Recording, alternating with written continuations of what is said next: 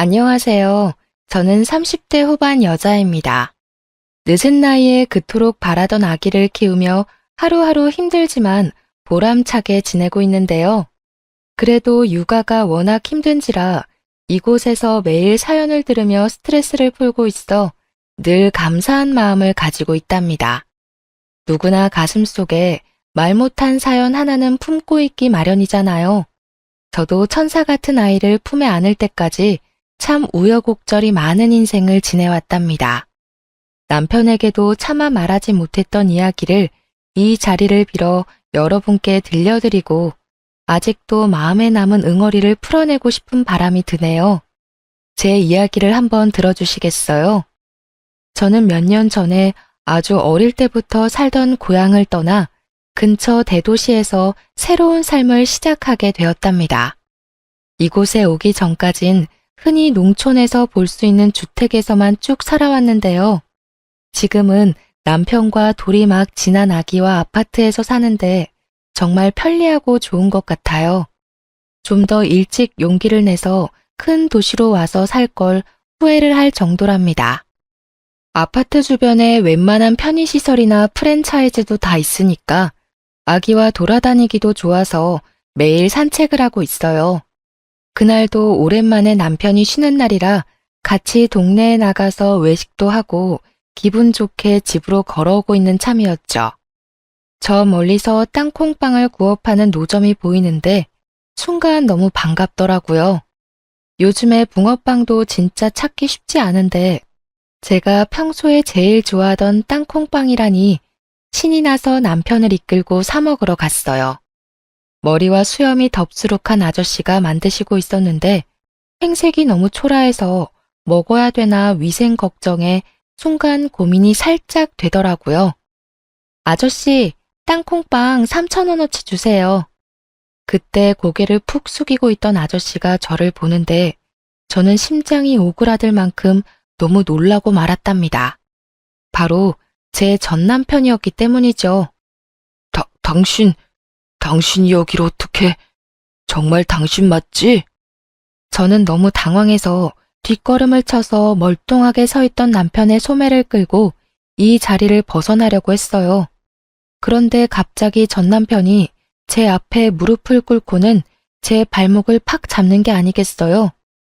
전 남편은 유모차에 앉아있는 아기와 지금의 남편을 번갈아 바라보며 눈물을 글썽거리더라고요. 저 아이가 정말 당신 아기인 거야? 당신이 이렇게 사는 줄 몰랐네. 여보, 늦었지만 날 용서해 줄 순 없을까? 누가 당신이고 여보예요? 진짜 미친 사람이네. 여보, 얼른 가자. 몇 년 만에 전 남편을 만나니 그때의 악몽이 머릿속을 어지럽게 스쳐가면서 심장까지 빠르게 뛰더라고요. 그날은 어떻게 집에 왔는지 기억이 나지 않을 정도로 정신이 없었답니다. 도대체 저에게 어떤 일이 있었는데 이렇게 남편에게 학을 떼는지 궁금하실 것 같아요. 그럼 본격적으로 이야기를 펼쳐가 볼게요. 남편과 저는 계속 같은 동네에서 살았기 때문에 어릴 때부터 대충 아는 사이였어요. 초등학교부터 고등학교 때까지 학교가 하나뿐이라 계속 얽힐 수밖에 없었죠. 그러다 고3 때 짝이 된 후로 급격하게 친하게 지내게 되었죠. 남편의 부모님은 계속 농사를 지으셔서 남편도 대학에 갈 생각은 전혀 없고 졸업하고 바로 농사를 지을 거라고 하더라고요. 저는 어떻게든 다른 도시로 가보려고 수능 준비를 열심히 해봤지만 결국 지망했던 학교에 모두 떨어지고 말았어요. 사실 어릴 때부터 공부엔 별로 취미가 없어서 재수할 생각은 하지 않았고 읍내에 있는 약국 보조로 취직을 하게 되었답니다. 둘 다 대학에 안 가게 되니 더 자주 만나게 되더라고요. 대부분의 친구들은 큰 도시로 나가서 대학 생활을 시작했거든요. 남편은 읍내에 나올 때마다 제가 일하는 약국에 들러서 먹을 걸 사서 건네주기도 하고 퇴근할 시간에 맞춰 데리러 오기도 했죠. 그렇게 자연스럽게 데이트를 하고 3년 동안 연애를 하게 되었죠. 일찍 결혼해서 안정적으로 가정을 꾸리고 싶다는 남편의 설득에 휘말려 들어서 20대 초반의 나이에 결혼까지 하게 되었답니다. 이미 양쪽 부모님도 동네 이웃이라서 딱히 반대도 없었고 집안 수준도 비슷비슷해서 결혼식도 수준에 맞춰 평범하게 끝냈죠. 근데 결혼식 끝내자마자 시부모님이 이렇게 말씀을 하시는 거예요. 지금 사는 집에 민식이 방에서 신혼살림 시작해라. 따로 집 얻을 필요가 뭐 있냐? 민식이는 여기서 농사일하는데 읍내에 살 수도 없는 노릇이고. 여지껏 아무 말 없으셔서 전 당연히 나가 사는 줄 알았는데요. 집 얻어줄 거였으면 결혼식 전에 다 정했겠지.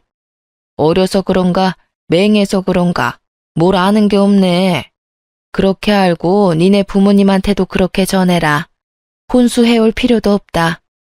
저는 작은 원룸에서 시작해도 둘이서 알콩달콩 지내는 신혼생활을 하고 싶었는데 너무 황당스럽더라고요. 그렇지 않아도 남편에게 집은 언제 알아볼 거냐고 계속 물어봤었거든요.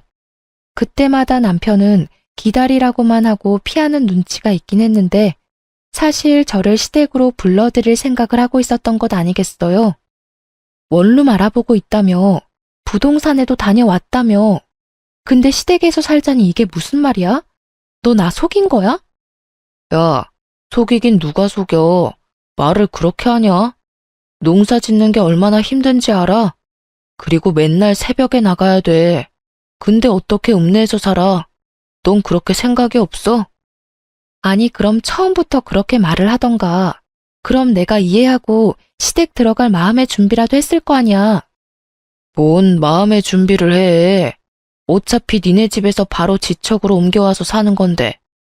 친정도 가깝고 얼마나 좋냐? 넌 복 터진 줄이나 알아. 어떻게든 둘러대는 남편을 보자니 속은 것 같고 너무 답답했지만 결혼을 물을 수도 없으니 어쩔 수 없이 시댁에 들어가 살기로 했죠.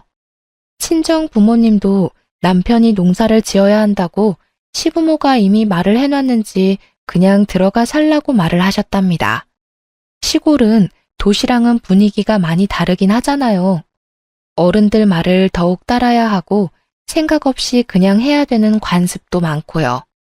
심지어 남편에겐 2살 어린 남동생도 있었는데 남동생 방이 바로 옆방이더라고요.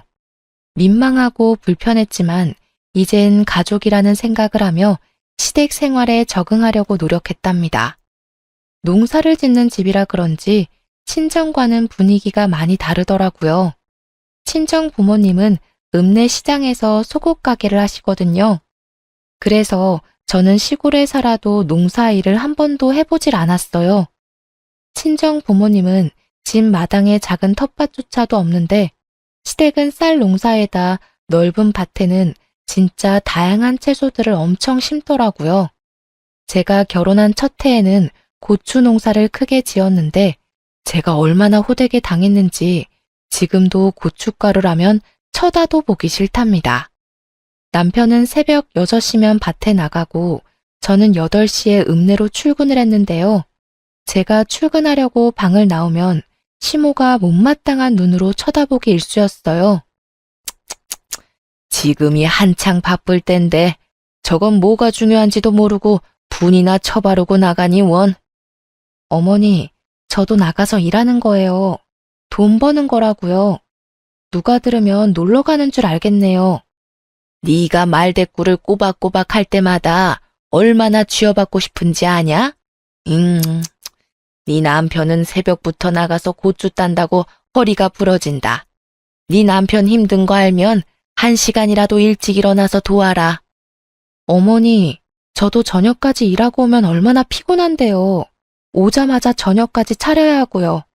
아버님이 아침밥 하라고 하셔서 아침밥도 차려야 되고요. 또 말대꾸. 내일부터 1시간이라도 고추 따고 읍내 나가. 알았어?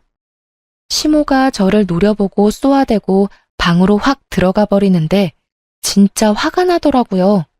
제가 일한다고 화장하고 번듯하게 옷 입는 게 못마땅한 모양인 듯 했어요. 저도 집에 들어앉아서 일바지 입고 농사를 짓길 바라는 것 같은데 저는 농사일은 진짜 하기 싫었거든요. 거기다가 시부가 며느리한테 아침밥도 못 얻어 먹는다고 앓는 소리를 해서 결혼하고 일주일 됐을 때부터 새벽 6시에 일어나서 매일 밥하고 국해서 밥 차렸고요. 시댁은 그동안 밥을 어떻게 먹었던 건지 농사지은 채소로만 먹고 살았는지 식탁에 고기나 생선 올라오는 날이 없더라고요. 그래서 제가 너무 먹고 싶어서 가끔 퇴근하고 고기를 사가곤 했거든요. 그럼 아주 시부모나 남편이나 도련님이나 걸신 들린 것처럼 고기를 먹더라고요. 그래서 종종 사갔더니 이젠 아예 일주일에 3번은 고기 사오라고 그렇게 저를 들볶는 거 있죠. 저는 퇴근해서 저녁밥 차리면 금세 밤 9시 되고 제대로 쉴 시간도 없었는데요. 시모는 제가 농사일을 안 거둔다고 매일 나가 노는 사람 취급을 하니까 너무 짜증이 났답니다. 어찌나 밭에 안 간다고 시모가 눈치를 주는지 결국 다음 날부터 아침 6시에 나가서 남편을 도와 고추를 따고 회사에 출근을 했네요. 해본 적 없던 밭일을 하니 허리가 얼마나 아프고 끊어질 것 같았는지 1달 넘게 물리치료 받으며 고생을 했답니다. 그날 저녁에도 어김없이 부랴부랴 저녁 식사 준비를 하고 가족들이 다 둘러앉아 먹기 시작했죠. 오늘은 고기 없어요? 어제도 없더니만. 형수, 오늘 돼지고기 좀 사오지. 맨 다 풀밭이네. 그래, 넌 맨날 돈 번다고 읍내 나가서는 고기 한 근을 못 사오니? 네 남편도 밭일하는데 얼마나 힘을 쓰는데. 네, 내일은 사올게요. 오늘 늦게 퇴근해서 마을버스 놓칠까봐 그랬어요. 남편한테 듣기론 제가 시집 오기 전까지만 해도 돼지고기도 1달에 1번 먹었다던데 이젠 시모며 도련님이며 이틀이 멀다 하고 고기 타령을 해대니 황당하더라고요. 제 월급의 절반은 고기 사는데 돈을 다 썼을 정도였으니까요. 저는 그렇게 쳇바퀴 도는 생활을 이어나갔고 어느새 세월은 흘러 결혼한 지 7년 차가 되어가고 있었죠. 지금도 이때만 생각하면 그 지옥 같던 시간을 어떻게 견뎠나 싶어요. 결혼한 지 1년쯤 지났을 무렵부터 시부는 손주 타령을 하기 시작했죠. 시모도 아들만 둘을 낳아서 시부 집안에서 그걸로 대접을 좀 받은 모양이더라고요. 결혼 2년 차까지는 어떻게 해야 아들을 낳을 수 있다느니 그런 얘기를 엄청 자주 들었는데요. 3년이 지나도 아기가 생기지 않자 시부모는 눈에 띄게 저를 구박하기 시작했답니다. 아침에 일어나자마자 시모가 뭐라고 물어봤는지 아시나요? 오늘은 소식 없냐? 노력은 하고 있는 거 맞아? 도대체 손주는 언제 안겨줄 거야? 나이도 어린데 왜 도대체 애가 안 들어서는 거야? 이 소리를 매일 아침 7년 가까이 들으니 진짜 사람이 미칠 것 같더라고요. 저라는 사람은 없어지고 시댁에서 저는 손주를 낳아야 하는데 하자가 있어 낳아주지 못하는 존재가 되어 있었죠. 시부모 지인의 손주라도 보고 오는 날이면 아주 난리가 날 정도로 저를 못살게 굴었어요. 그 여편네 며느리는 나이가 39이라더라. 39에도 애를 낳았는데 도대체 넌 무슨 하자가 있길래 애가 안 들어서냐고.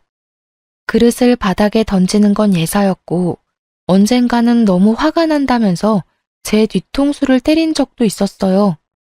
그때 시모에게 한마디라도 하며 대들었어야 하는데 그때 저는 너무 위축이 되고 그냥 맞고만 있었네요. 시부모는 친정 부모님도 점점 막대하기 시작했어요. 친정이 지척인데도 저를 친정에 보내주지도 않았고 심지어 명절에도 음식하느라 집에 가보지도 못했답니다. 시모는 우연히 친정엄마를 길에서 보기라도 하면 큰 소리로 막말을 하기도 했다고 해요.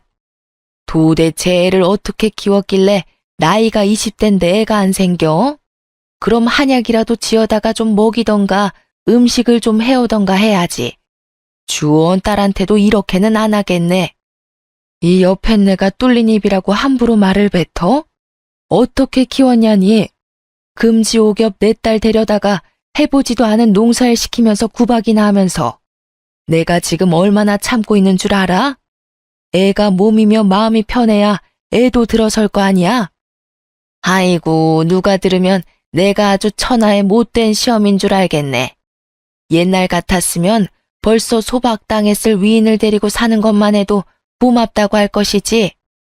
제가 이혼하고 나서야 저에게 말을 해주신 건데 그 당시에는 저에게 해가 될까봐 말도 못하시고 시모의 행패를 다 견뎌오셨던 거죠. 어쩐지 언제인가부터 친정엄마가 임신에 좋다는 한약이며 각종 즙이며 음식을 계속 챙겨주시더라고요. 저는 아무것도 모르고 받아먹기만 했었는데 엄마가 어떤 마음으로 준비를 해주셨을지 지금 생각해도 죄송해서 눈물이 난답니다.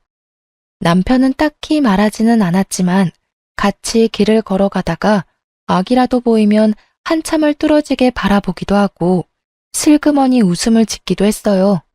그 모습을 보고 있으면 가슴이 철렁하고 내려앉기 일쑤였답니다. 20대 초반의 어린 나이에 결혼을 했으니 사실 언젠가는 아기가 생길 거라 생각하고 여유롭게 생각했던 것도 있었는데요. 30대가 넘어가니까 점점 초조해지기 시작했어요. 난임에 대해 여러 가지 알아보다가 병원에 가서 제대로 검사를 받아봐야겠다고 생각했죠. 우리 병원에 가서 둘 다 검사 좀 받아보고 시험관 같은 거 해보면 어떨까? 그럼 큰 병원에 가야 되는데 여기서 그 먼 데를 어떻게 다니냐? 그리고 시험관 하면 돈 엄청 드는 거 아니야? 나라에서 지원받을 수도 있어. 내가 알아볼게. 일단 병원 한번 가보자. 지금 한창 바쁠 땐데 거길 어떻게 다니냐? 한번 가고 마는 게 아니고 계속 가야 되잖아. 아, 그리고 뭘 그렇게까지 해. 생기면 생기고 아니면 아닌 거지. 당신은 어머님이 날 얼마나 구박하는지 몰라? 나 혼자 꾹꾹 참으니까 내가 지금 괜찮은 것 같아? 당신이 얼마나 모른 척을 하면 내가 아예 당신한테 하소연도 안 해. 내가 나만 위해서 병원 가보자고 해? 당신도 아기 원하잖아. 길에서 애들만 보면 눈도 못 떼는 거 내가 모르는 것 같아? 애가 임신하냐? 네가 못 갖는 걸 가지고 왜 나한테 난리야? 암튼 지금은 못 가니까 겨울에 좀 한가해지면 가든가 말든가 알아서 해. 남편은 성질을 내며 대화를 끝내버리더라고요. 저는 그 후로도 계속 남편에게 병원에 가자고 얘기해봤지만 남편은 미루기만 할 뿐이었죠. 임신하지 못해서 하루하루 속이 말라 비틀어지는 제 마음은 알아주지도 않고 점점 더 저를 무심하게 대해가더라고요. 친구에서 연인이 되어 오랜 기간을 사귀면서 우리 둘 사이에는 누구도 끼어들지 못할 친밀함이 있다고 늘 생각해 왔었거든요. 서로만 아는 비밀도 많고 공유한 추억도 어마어마하니까요. 하지만 결혼 생활은 정말 현실이었고 어느새 남편은 저와 대화도 피하고 집에선 핸드폰만 들여다보고 잠드는 날이 대부분이었답니다.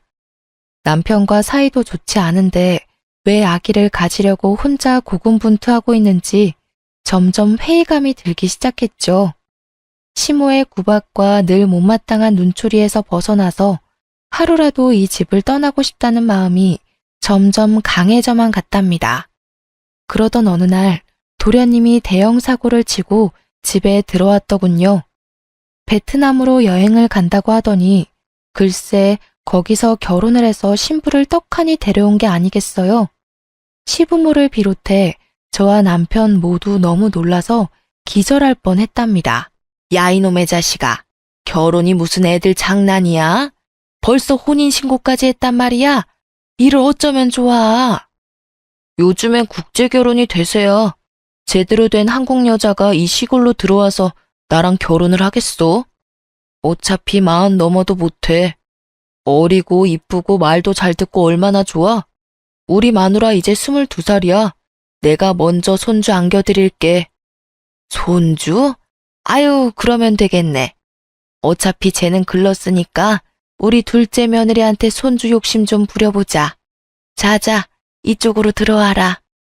저는 그렇게 어린 티가 나는 베트남 출신 동서까지 한 집에서 지내며 또 갖은 고생을 더하기 시작했답니다. 마치 제가 막 시집 왔을 때의 모습을 보는 것 같아서 저 나름대로 배려도 하고 최대한 도와주려고 생각을 하고 있었는데요. 며칠이 지났을 때부터 그건 저의 기우였다는 걸 알게 되었죠. 동서는 한국말을 아예 못하는 건 아니고 기본적인 건 말을 할 수가 있었는데 시모에게 어찌나 애교를 부리는지 시모가 솔솔 녹는 게 보일 정도였어요. 그리고 눈치가 빨라서 바로 집안이 어떻게 돌아가는지 파악을 끝낸 모양이더라고요.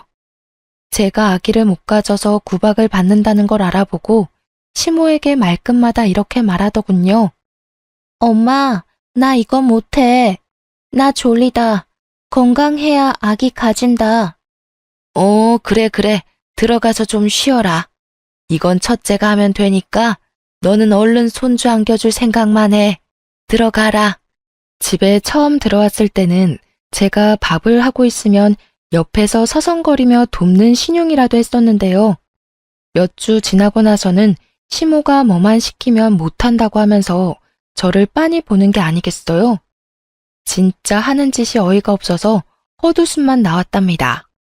엄마, 나 청소 힘들다. 배가 아파요. 그래? 배가 왜 아파? 그럼 좀 앉아있어. 야, 네가 마당 좀 쓸어. 저는 또 바보같이 대신 빗자루를 들고 마당을 쓸었죠. 도대체 그땐 왜 그랬는지 지금도 이해가 가지 않아요. 시모 옆에 딱 붙어 앉아서는 사과를 씹어 먹으며 청소를 하는 제 모습을 무표정으로 지켜보던 동서의 얼굴이 떠오르네요. 갓 시집온 동서에게까지 이런 푸대접을 받으니 더는 참을 수가 없이 화가 났죠. 저는 남편에게 하소연을 했지만 남편은 듣는 척도 하지 않았어요. 이제 하다 22살 동서한테까지 내가 구박을 받아야 돼? 도대체 왜 내가 이 집에서 이러고 살아야 돼? 나 더 이상 못 참아. 우리 나가 살아. 너는 어떻게 어린 재수 씨보다 생각하는 게 어리냐? 여기서 나가면 어디서 살게? 돈은 있고? 그래, 그동안 당신이 피해와서 말도 못했는데 도대체 10년 가까이 살면서 어떻게 돈 한 푼 저축을 못해? 맨날 하루 벌어 하루 살아? 시댁에 돈 다 드리고? 농사가 다 그런 거지. 그럼 아버지 땅에서 농사 짓는데 나 혼자 홀랑 다 먹냐? 여기가 내 집인데 가길 어딜 가? 다 네가 애를 못 낳아서 벌어지는 일인데 도대체 나한테 어떻게 하라고? 뭐? 말 다 했어? 애는 나 혼자 낳니? 너도 같이 노력을 해야 할 거 아니야. 술도 좀 줄이고. 웃기고 있네. 내 친구들은 나보다 술을 더 먹는데 다 애가 있는데 그건 어떻게 설명할래? 지가 문제 있는 걸 어디서 화풀이야? 에이씨. 남편이 저한테 말이라도 따뜻하게 해주고 공감해주려고만 했어도 이렇게 가슴이 미어지도록 서운하진 않았을 텐데요. 저는 모든 걸 제 탓으로만 미루는 남편에게 모든 정이 다 떨어져 버렸답니다. 시댁은 남편의 집이지 평생 청소하고 밥하며 살아도 절대 저의 집이 될 수는 없단 것도 확실히 깨닫게 되었어요. 저는 서서히 마음의 문을 닫아갔고 이혼을 절실히 생각하게 되었죠. 몇 달이 흘러 시부의 생일이 다가왔고 시모는 출근하려는 제 팔목을 딱 잡고 말하더라고요. 오늘 아버지 생신인데 뭔 일을 한다고 난리야. 오늘 하루 일 나가지 말고 장 봐다가 생신상 딱 차려드려. 알았어? 어머니, 그럼 미리 말씀을 하시던가 어떻게 오늘 당장 일을 빠져요. 아니면 저녁에 다들 읍내 나오세요. 오랜만에 갈비 먹으러 가요, 그럼. 이게 아주 야가 빠져가지고는 밥하기 싫다고 수쓰는 거냐? 네가 갈비거리 사다가 직접 재서 만들 생각은 안 하고 내가 약국에 전화하리? 망신 한번 당할래? 충분히 직장에 전화해서 고래고래 소리를 지를 시모의 성격을 알기에 저는 어쩔 수 없이 하루 병가를 내고 생신상을 차려야만 했답니다. 해야 할 게 너무 많아서 동서를 불러서 같이 하자고 옆에 세워뒀는데요. 제가 말하는 걸 못 알아듣는 척하면서 자꾸 딴 척만 하는 거예요. 심지어 제가 시킨 일을 반대로 해놔서 제가 또다시 해야 하니까 손만 더 가고 너무 화가 났답니다. 동서, 씻어서 넣어야 되는데 그냥 넣으면 어떡해. 다 건지라고. 아, 비켜봐.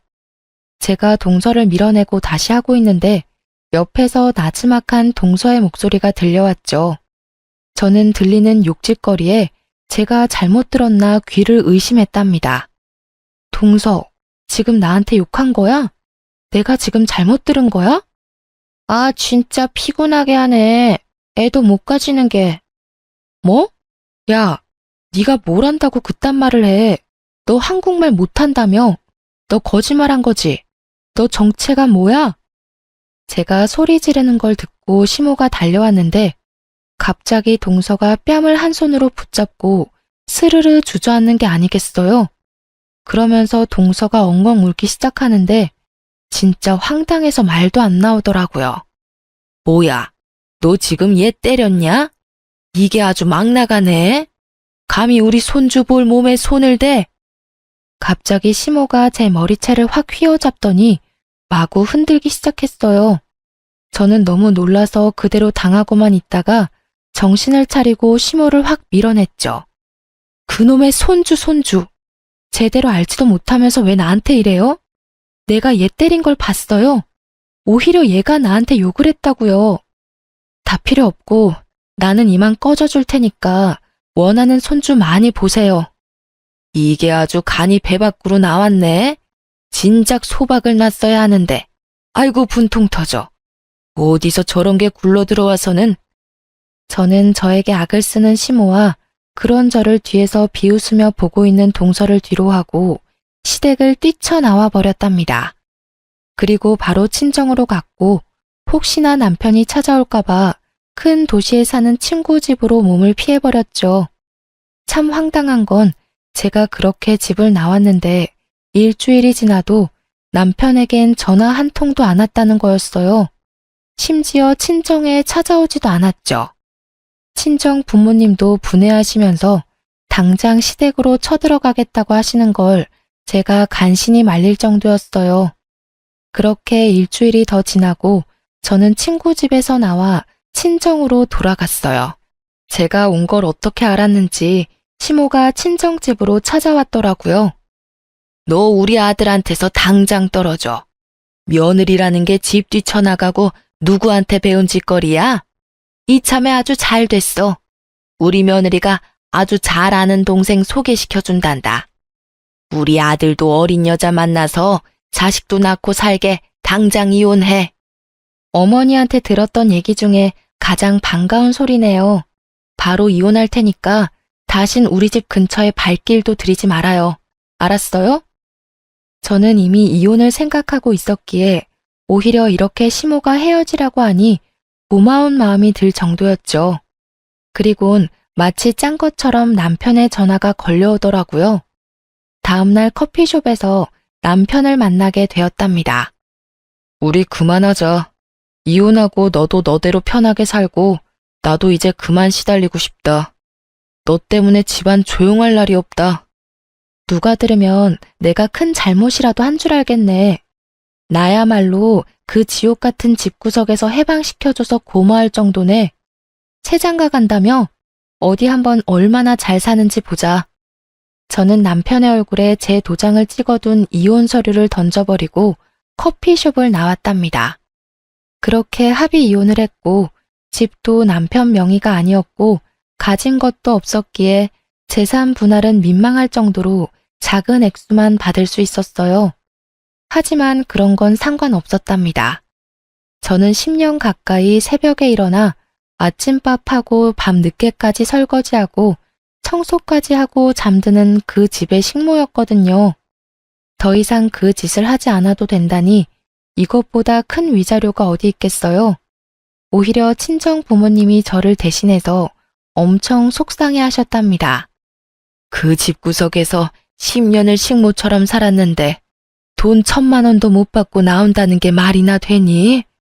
막말로 쫓아내는 머슴한테도 이렇게는 안 하겠다.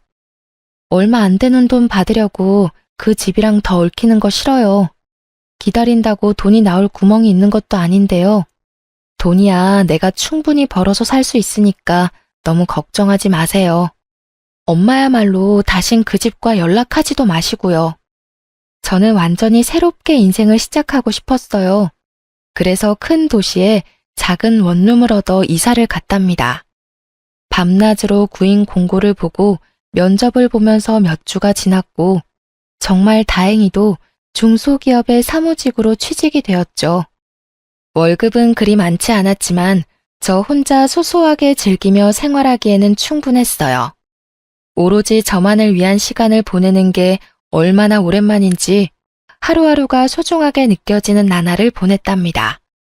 그렇게 1년 정도의 시간이 흘렀고 저는 이혼의 아픔을 조금씩 회복해 나가고 있었어요. 그러다가 같은 부서에서 근무하는 대리님과 점점 친해지게 되었는데요. 사적으로 만나 밥도 먹으며 데이트 아닌 데이트를 이어나갔죠. 대리님도 저처럼 이혼을 하고 혼자 살고 있어서 그런지 통하는 점도 많았고 전 남편과는 다르게 지적이고 다정한 면에 호감이 가더라고요. 조심스레 연애를 시작했고 1년 만에 용기를 내어 재혼을 하게 되었답니다. 사실 재혼하게 된 더 큰 이유가 있었는데 제가 혼전 임신을 하게 되었기 때문이에요. 10년 가까이 그토록 바래왔던 아기가 이렇게 쉽게 찾아오다니 믿기지가 않았죠. 아직 결혼도 하기 전이라 불안한 기분이 들어서 또 마냥 행복할 수도 없는 제 자신에게 실망을 하기도 했고요. 혼자 며칠을 고민하다가 결국 지금의 남편에게 조심스럽게 털어놓았죠. 남편이 아기를 원하는지 원하지 않는지 알 수 없어서 혼자 최악의 상황까지 생각하고 말이죠. 나 임신한 것 같아. 사실 진짠지 아닌지 믿기지가 않아.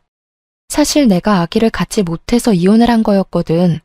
난 정말 기쁜데 우린 아직 결혼 이야기도 제대로 한 적이 없으니까 자기는 어떨지 모르겠어. 그게 진짜야? 나야 정말 고맙고 기쁘지. 우리 나이가 있으니까 결혼을 해도 아기 생각은 반쯤은 포기하고 있었는데 이렇게 결혼 전에 선물이 찾아오다니 정말 고마워. 우리 둘을 닮은 아기라니 믿어지지가 않네. 우리 배 불러오기 전에 얼른 결혼식 서두르자. 정말이야? 나랑 결혼 생각도 하고 있었던 거야? 나 혼자 얼마나 고민했는지 몰라. 이 바보야, 당연하지. 당신이랑 처음 만나기 시작했을 때부터 결혼 생각했었어. 내가 그동안 믿음을 못 준 것 같아 미안해. 당신이 전에는 어떻게 살았는지 모르겠지만 이제 나랑 우리 아기랑 행복하게 살자. 지금의 남편이 임신 사실을 알고 정말 기뻐하며 속전속결로 결혼을 진행하는 모습을 보고 믿음을 갖게 되었답니다. 재혼이다 보니 그냥 간단하게 식사하는 걸로 결혼식을 올리고 함께 살게 되었죠. 아기는 뱃속에서 무럭무럭 잘 자라주었고 어느새 마치 거짓말처럼 제 품에 저의 아들이 안겨 있더라고요. 30대 후반에 육아를 하려니 체력적으로 힘들기도 했지만 아기의 웃는 얼굴만 보면 가슴 깊이 행복감이 밀려왔죠. 저는 그렇게 지금의 남편과 아기와 함께 제 인생에서 최고로 행복한 순간들을 보내고 있는 중이었죠. 그 땅콩빵을 사러 가기 전까진 전 남편과 전 시댁 생각은 완전히 잊어버리고 있었는데 말이에요. 초라한 행색의 전 남편이 제 앞에 털썩 무릎을 꿇고 눈물을 글썽이는데 참 할 말이 없더라고요. 당신이 얼마나 보고 싶었는지 몰라. 염치가 없어서 연락도 못했지만 만나면 꼭 이 말 하고 싶었어. 정말 미안해. 당신한테 했던 일 다 미안해. 용서해줘. 이제 와서 무슨 용서가 필요해? 다 지난 일이고 난 지금 잘 살고 있으니까 그쪽도 다 잊고 사세요. 저 아기 정말 네 아기인 거야? 정말 잘됐다. 나에게 다시 돌아올 수는 없겠지? 참나, 혼자 아침 드라마 찍으세요? 무슨 말도 안 되는 소리를. 저리 비켜. 남편이 흑흑거리며 울자 기둥에 손이 묶여있던 늙은 여자가 남편 쪽으로 서서히 다가왔어요. 저는 그 모습을 보고 너무 놀라서 뒤로 자빠질 뻔했답니다. 그토록 저를 괴롭혔던 시모였거든요. 시모는 머리가 산발이고 눈은 이상하게 초점이 없더라고요. 그러다가 유모차에 있는 아기를 보더니 눈빛이 반짝 광채가 나는 게 아니겠어요. 내 손주가 여기 있었구나. 네가 내 손주를 훔쳐갔어. 내 손주! 기둥에 줄로 손이 묶인 채 아기에게 다가오려고 손을 휘젓는 모습이 좀비 영화가 따로 없더라고요. 그 순간 시몬은 무슨 괴력이 생겼는지 글쎄 줄을 끊어내고는 아기에게 달려드는 게 아니겠어요. 저는 놀라서 몸이 얼어붙어 있는데 다행히도 지금의 남편이 시모를 바닥으로 세게 밀어버렸답니다. 시모는 바닥에 내동댕이 쳐진 채 내 손주라고 계속 울부짖더라고요. 그 모습을 보는데 어찌나 오싹한지 저는 서둘러 남편 팔을 잡아 끌고 도망쳐버렸답니다. 우리를 뒤쫓아오려는 시모를 잡고 저를 멀거니 보고 있는 전 남편의 모습을 마지막으로 보았네요. 그 후로 며칠이 지났고 저는 일부러 전 남편을 본 쪽을 피해서 다녔답니다. 혹시나 다른 곳에서 마주치진 않을지 겁도 나더라고요. 결국 친정엄마에게 전화를 걸어 마주친 이야기를 털어놓았죠. 친정 부모님은 계속 같은 동네에 살았기에 싫던 좋던 시댁의 사정을 전해들을 수밖에 없었는데요. 저한텐 지금까지 아무 말도 해주시지 않았던 거예요. 제가 조심스레 물어보자 이제야 엄청난 이야기를 전해주시더라고요. 저와 이혼을 한 뒤에 남편은 한 달 만에 재혼을 했다고 해요. 베트남 동서가 친한 동생이라면서 소개시켜줬다는데 이미 한국에 살고 있어서 속전속결로 결혼식도 안 올리고 혼인신고만 하고 살게 된 거죠. 심지어 그 여자는 20살이었다고 하더라고요. 그런데 1년이 지나도 2명의 베트남 여자에게선 임신 소식이 들리지 않았고 시모는 점점 그 둘을 구박하기 시작했죠.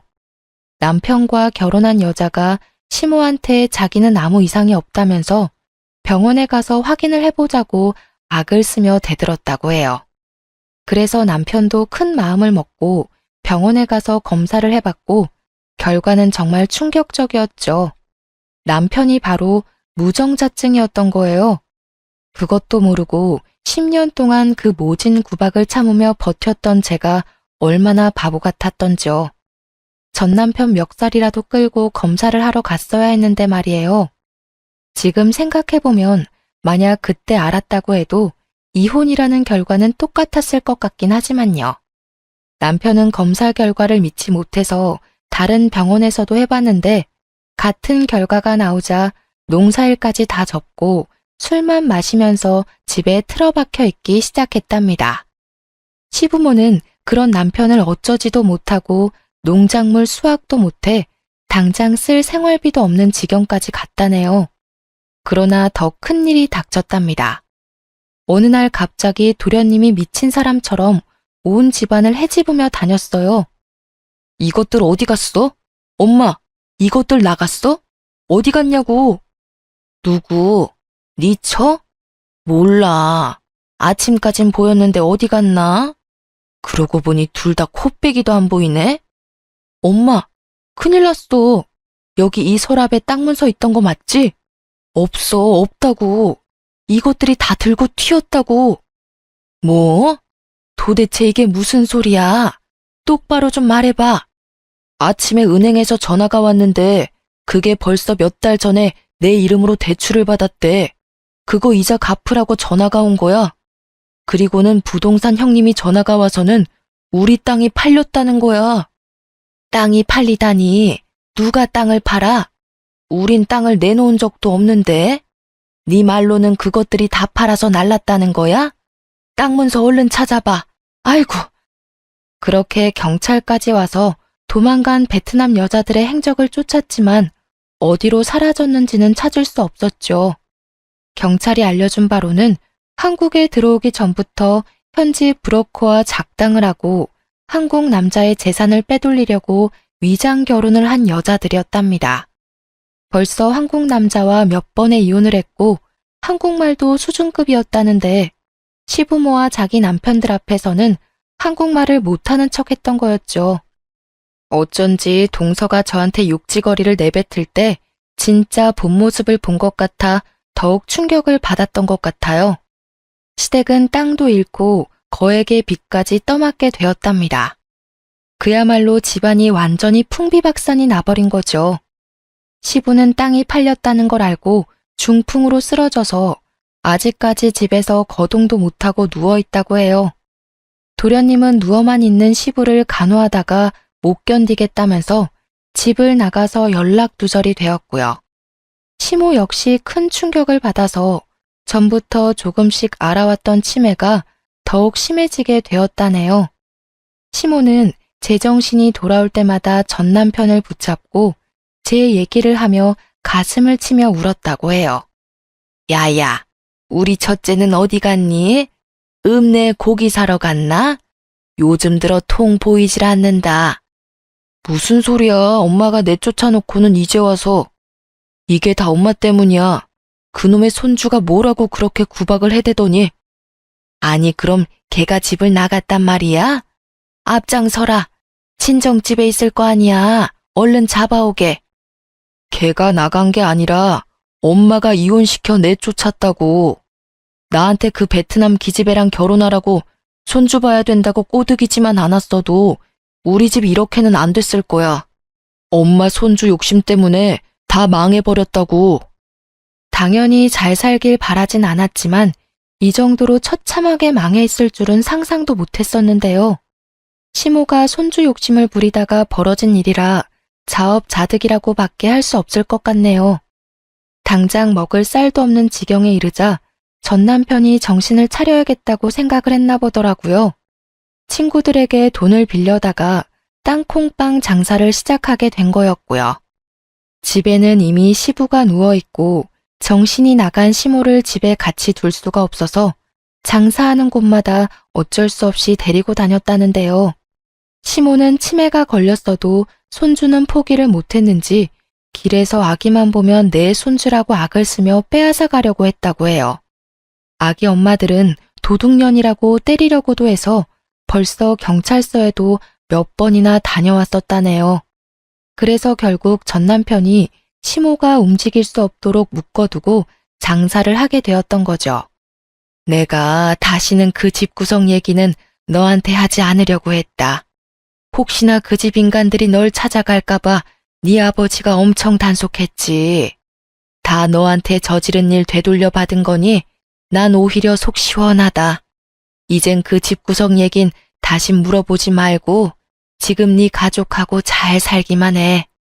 친정엄마는 이야기를 끝내시며 저한테 더 이상 궁금해하지 말라고 못을 박으셨죠. 그래도 오랫동안 함께 지낸 세월이 있어서 그런지 시댁의 나쁜 소식에 마냥 기쁘지만은 않았지만 한편으론 속이 시원하기도 했어요.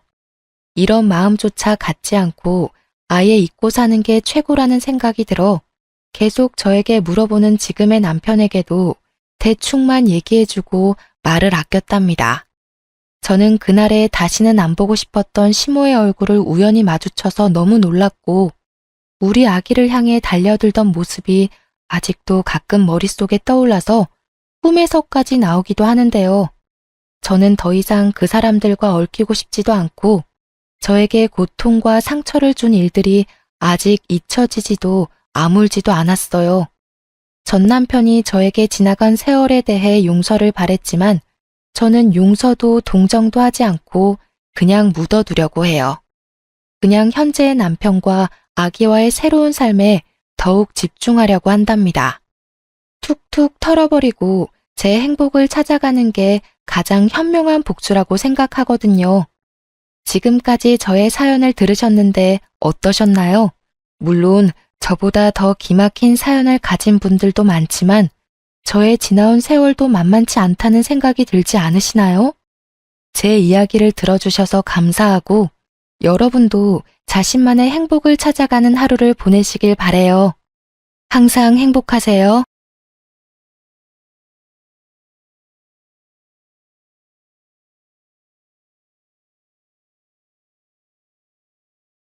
안녕하세요. 용산에 살고 있는 30대 후반 여자입니다. 제가 30년 넘게 살면서 나름 많은 경험을 했다고 자부했는데 최근 역대급으로 힘든 일을 겪었어요. 어디 가서 말하기 창피할 정도라서 혼자 속으로 끙끙 앓고 있었는데 너무 답답한 마음에 사연을 보내봤어요. 처음엔 이 사연을 보낼까 말까 고민 엄청 많이 했었는데 그래도 고구마를 먹은 듯한 이 답답함을 풀고 싶어서 보내게 됐어요. 남편도 이 사연을 보내보는 게 어떠냐고 말해주기도 했고요. 제가 한동안 우울증 때문에 고생할 정도로 저에게 아주 큰 고민을 안겨준 사람은 바로 시누이였는데요. 아가씨 때문에 한동안 우울증 약을 복용할 정도로 하루하루 정말 고통스럽고 힘들었습니다. 동갑내기 남편과 결혼하기 전부터 남편한테 4살 어린 여동생에 대해서 종종 들어왔었어요. 남편과 연애할 당시 남편의 여동생과 빨리 친해지고 싶다는 생각을 했어요. 솔직히 시누이가 될 사람이라서 잘 보이고 싶은 마음이 있기도 했고 주변 친구들 보면 남자친구 여동생과 단둘이 영화 보고 밥 먹는 걸 보면 정말 부럽더라고요. 그래서 연애할 당시 남편에게 여동생 좀 소개해달라고 부탁을 했었는데 오히려 여동생이 부담스러워할 수 있다고 미리 안 보는 게 좋을 거라고 말하더라고요. 그 말을 듣는 순간 좀 서운했었는데요. 그 당시 이미 결혼한 친구들은 뭐하러 미리 사서 고생을 하냐고 저한테 잔소리를 했습니다. 시누이가 시어머니보다 더 심한 시집살이를 시킨다고 하더라고요. 그래서 미리 만나면 그만큼 미리 시집살이를 당하는 거라면서 절대 먼저 만나지 말라고 경고했어요. 친구들 말대로 미리 만나지 않는 게 정말 다행이었더라고요. 아무튼 남편은 여동생을 끔찍이 아껴왔었어요. 남편과 시부모님 말로는 아가씨가 어릴 적부터 많이 아팠었다고 해요. 몸이 워낙 약한 상태로 태어났기 때문에 온갖 잔병은 다 앓고 지냈다고 하네요. 어떤 병 때문인지는 잘 기억이 안 나지만 몇 번 수술까지 받았을 정도라고 해요. 지금은 감기도 잘 안 걸릴 정도로 건강해요. 그런데 그런 아가씨는 예전에 심하게 몸이 약했고 아팠었던 걸 미끼 삼아서 가족들한테 엄청 많은 걸 요구하고 징징거리는 일이 많았었는데요. 성인이 되고 나서도 남편한테 매달 용돈을 받아 쓰는 것은 물론이고 게다가 틈만 나면 시부모님께 이거 사달라 저거 사달라 하는 일이 셀 수 없이 많더라고요. 마음 약한 남편과 시부모님은 매번 그런 요구를 들어주셨고요. 그리고 남편과 제가 결혼식을 올리고 신혼여행을 가려고 했을 때 그 신혼여행까지 따라간다고 울고 불고 난리가 아니었어요. 아무래도 동생이지만 다 큰 성인이 울면서까지 따라가겠다고 떼쓰는 모습에 5만 가지 정이 다 떨어지더라고요. 다행히 시부모님께서 시누이한테 온갖 막말을 해가면서 가지 못하게 막아준 덕분에 우리 둘이 재미있게 신혼여행을 다녀올 수 있었어요. 이렇게 철없이 행동하는 아가씨가 그래도 이쁜지 남편은 항상 시누이 이야기만 하면 웃음꽃이 활짝 폈습니다. 결혼하기 전엔 그런 남편을 전부 이해하지 못했었지만 입장을 바꿔 생각하면 만약 내 남동생이 시누이처럼 아팠었더라면 저도 그랬을 것 같다 라는 생각을 잠시 해봤어요. 그래서 이해하지 않아도 남편의 마음을 인정하기로 했죠. 근데 그런 남편과 제가 결혼하고 난 뒤 도저히 이해가 안 가고 감당하기 어려운 행동을 하는 시누이 때문에 미칠 것 같았어요. 저와 남편이 결혼한 지 얼마 안 됐을 때 있었던 일 하나 말씀드리자면 시누이의 자격지심과 관련된 일이 있었어요. 시누이는 어릴 때 워낙 자주 아파서 중학교 중간까지만 다니다가 자퇴했는데요. 자퇴한 이후에 1년 정도 쉬다가 검정고시를 봤다고 하더라고요. 중학교, 고등학교 과정 모두 합격한 뒤 대학교 진학을 포기했다고 들었어요. 아무래도 공부 쪽에 소질이 너무 없어 차라리 바로 돈을 버는 게 좋겠다 싶었다네요. 그런 아가씨는 의외로 학력과 돈에 대한 자격지심이 상당히 심한 편이더라고요. 저에 대해서 하나부터 10까지 집요하게 물어보는 일이 많았는데요. 대학교부터 직업, 연봉, 직책 등등 굳이 말하고 싶지 않은 콤플렉스까지 알려고 하는 그런 아가씨가 부담스러울 때가 정말 많았어요. 언니는 어느 회사 다녀요? 전 검정고시에다가 대학교도 안 나왔는데 회사에서 무려 300만 원 정도 월급 줘요. 대박이죠? 일반 중소기업에 다니면서 이렇게 받기 힘든 거 아시죠? 아, 그러시구나. 아가씨 능력 엄청 좋으신가 봐요. 언니는 회사에서 얼마나 받아요? 대학은 어디 나왔어요? 나름 서울에서 유명한 대학교 졸업했고, 지금은 회사에서 팀장 맡고 있는데 적게 받고 있지 않아요. 연봉이 얼마나 되는지 정확히 말씀드리기 어렵고요. 저보다 많이 받는다는 소리예요? 그렇죠. 아무래도 제가 팀장 직급 맡고 있으니 일반 사원에 비하면 연봉이 높은 편이죠. 아가씨보다 두세 배 이상은 벌고 있어요. 도대체 무슨 일을 하길래 그렇게 벌어요? 서울에 있는 대학교 나왔다고 해도 요처럼 들어보는 대학들도 많다던데. 전 이름만 들어도 누구나 알 법한 대학교와 대기업에 다니고 있는데요.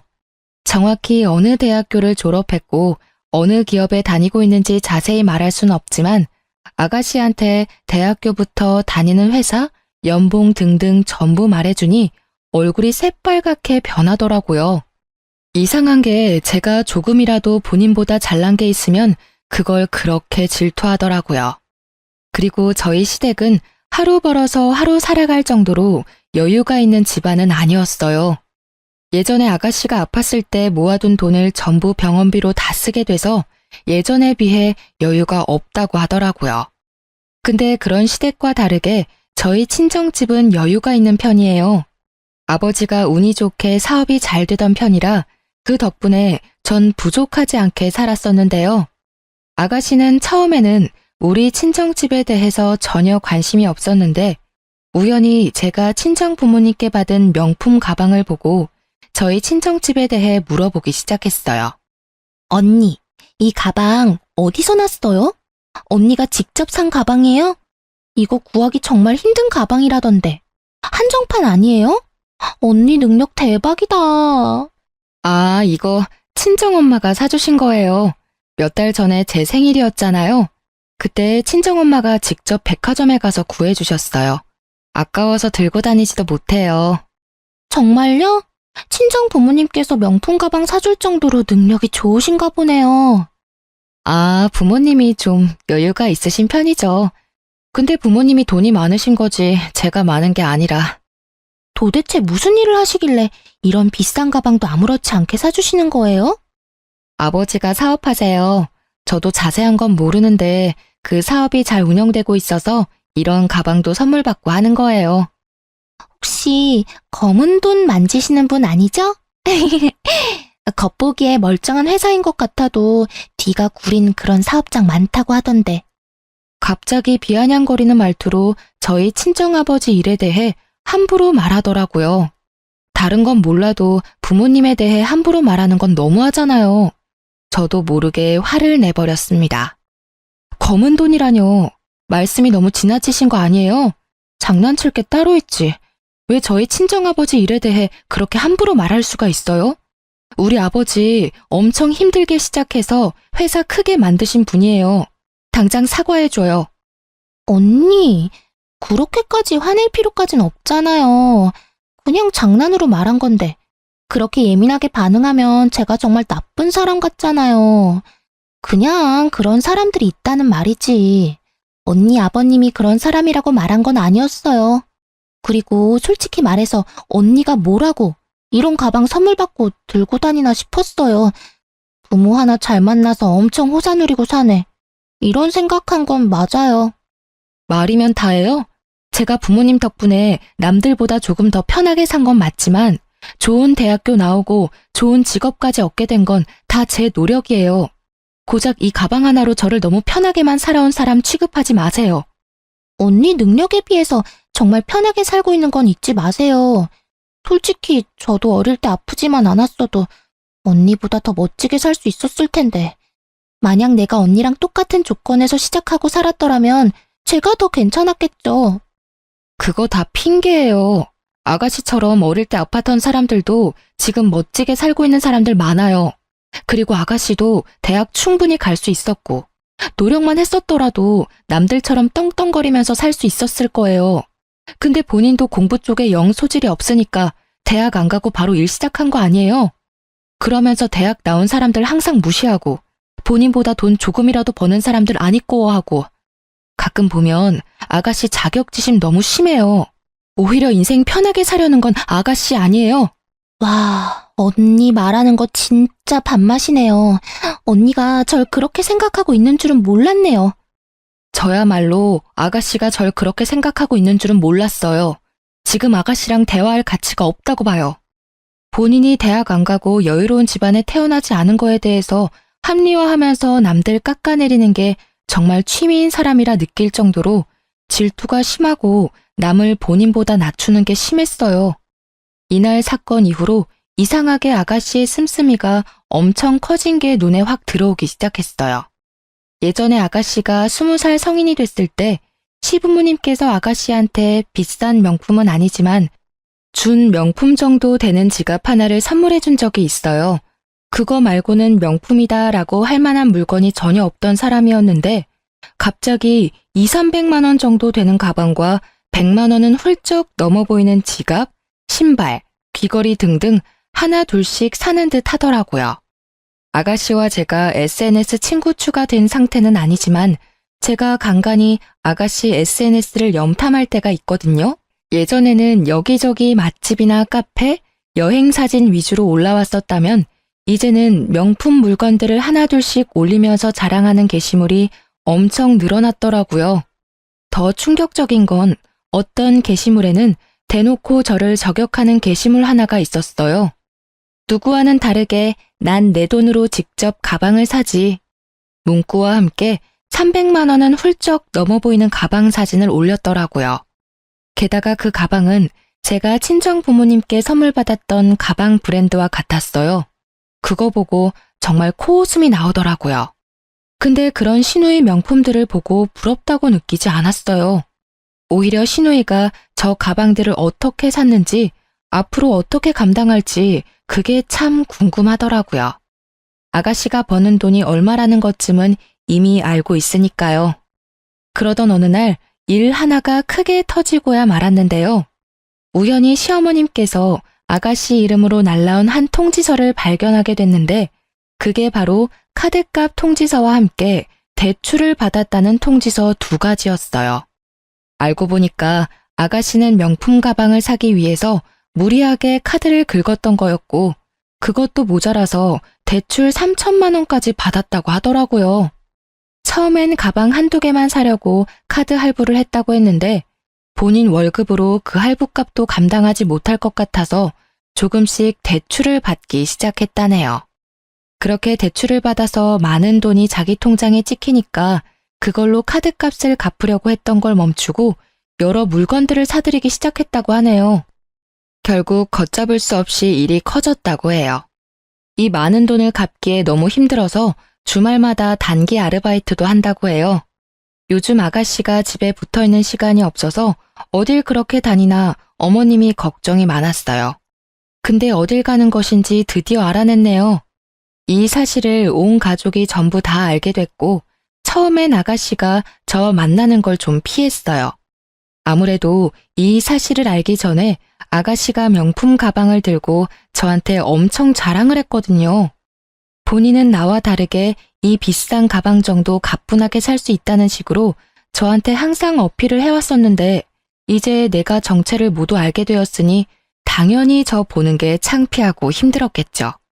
이 사건 이후로 아가씨는 본인이 샀던 명품 물건들을 전부 팔아서 대출금 일부를 상환하고 한동안 남은 대출금 갚는데 시간을 다 보냈어요.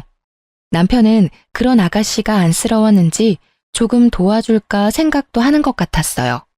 근데 제가 그런 아가씨 도와주는 순간 용돈 끊길 준비나 하라고 말했더니 도와주지 않더라고요. 시부모님도 당연히 그런 시누이를 도와주지 않으셨고요. 그 이후에 좀 잠잠한 듯 했지만 아가씨의 진상 행보는 끝이 나지 않았어요. 또 어떤 일이 있었냐면 제가 남편과 해외여행을 가기 위해서 준비했을 때였는데요. 제가 남편과 결혼하고 난 뒤 제대로 된 여행을 간 적이 없었어요. 그래서 남편과 해외여행을 가보기 위해 준비하게 됐었는데요. 근데 아가씨는 우리가 여행을 간다는 것 자체가 마음에 들지 않았나 봐요. 갈 거면 나랑 엄마 아빠도 데리고 가지. 왜 둘만 쏙 갈 수가 있어? 엄마도 그렇게 생각하지 않아? 언니랑 오빠 우리까지 데리고 갈 능력은 되잖아. 그런데 왜 우리만 쏙 빼놓고 둘만 가냐 이 말이야. 우리 그렇게 능력 좋지 않아요. 그리고 우리도 결혼하고 나서 처음으로 여행 가는 거라서. 맞아. 그리고 엄마 아빠도 가만히 있는데 왜 너가 설쳐?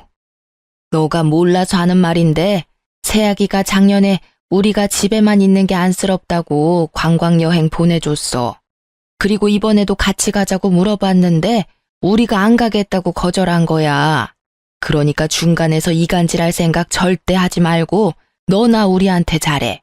딸인 너는 우리한테 정작 아무것도 안 해주고 있으면서 왜 잘하고 있는 새언니를 잡으려고 하냐? 으이그. 왜 자꾸 나한테만 뭐라고 해. 내 생각이 틀린 건 아니잖아. 나도 해외여행 가보고 싶었는데. 해외여행 가고 싶으면 가고 싶다고 말해. 괜히 잘하고 있는 사람 트집 잡지 말고. 중간에서 이간질을 하려고 했던 아가씨는 오히려 시어머님께 혼났어요. 그게 마음에 들지 않았는지 한동안 입 쭉 내밀고 삐져 있더라고요. 그렇게 한창 여행 갈 준비를 하고 있었는데 여행 가기 하루 전날 갑자기 아가씨가 우리 집에 놀러 왔더라고요. 저와 남편은 갑자기 집에 놀러 온 아가씨 때문에 엄청 당황했었는데요. 아가씨, 갑자기 말도 없이 무슨 일로? 저희 내일 여행 가야 해서 이것저것 준비하느라 바쁜데. 많이 바빠요? 심심해서 왔어요. 저 집에 있었는데 너무 할 게 없어서요. 그래서 언니 생각나길래. 내일 여행 가는 날이죠? 그 전까지만 언니랑 오빠랑 같이 놀다가 같이 나가도 돼요? 네, 내일 아침 일찍 나가야 하는데 일찍 일어날 수 있겠어요? 이렇게 갑자기 놀러 올 줄이야. 그럼 진작 연락하고 오지 그랬어요. 가족끼리 무슨 연락까지 해요. 보고 싶거나 심심하면 아무 때나 만나는 거지. 맥주 사왔는데 한 잔씩 해요. 내일 일찍 일어나야 해서 맥주는 안 되는데요. 에이, 맥주 한두 잔 정도 마시는 건 괜찮아요. 내일 못 일어날 것 같으면 제가 대신 깨워줄게요. 갑자기 놀러 온 아가씨와 새벽까지 수다를 떨며 논 다음에 일찍 일어나야 했던 우리 부부는 먼저 잠들게 됐는데요. 근데 아가씨가 좀 이상하더라고요. 그날따라 잠도 안 자려고 하고 우리 보고 빨리 자라고 하더라고요. 그래서 좀 의심스러운 마음이 들긴 했었지만 아가씨 말대로 일찍 잠들었는데요. 쪽잠을 자고 아침 일찍 일어나 여행 갈 준비를 하는데 저희 부부 여권이 사라졌더라고요. 분명 거실 탁자 위에 여권을 올려둔 걸로 기억하는데 갑자기 그 여권이 사라졌더라고요. 아가씨한테 혹시 여권 가져갔냐고 물어봤는데 끝까지 모른다고 하더라고요. 결국 그날 저희 부부는 여행을 가지 못했는데요.